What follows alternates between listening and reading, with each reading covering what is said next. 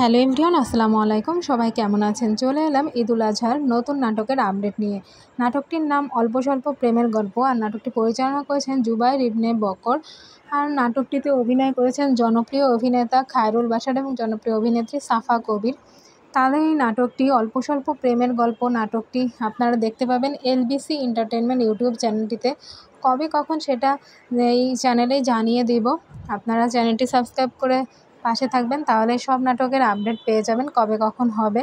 এছাড়া তাদের এই ঈদে আরও দুটি নাটক আসছে, খায়রুল বাশার এবং সাফা কবিরের। তার মধ্যে একটির নাম হলো মন জানালা, আর একটি নাটকের নাম হলো সন্ধি।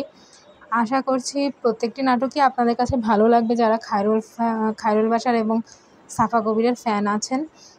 তাদের এই তিনটি নাটক আসছে এবার ঈদে। প্রত্যেকটারই পোস্টার ভালোই লেগেছে, আশা করছি নাটকটি অনেক ভালো হবে। এই ছিল অল্প স্বল্প প্রেমের গল্প নাটকের আপডেট। নেক্সট নাটকের আপডেট পেতে চ্যানেলটিতে সাবস্ক্রাইব করে পাশে থাকবেন। সবাই ভালো থাকবেন, সুস্থ থাকবেন এবং সবাইকে ঈদ মোবারক।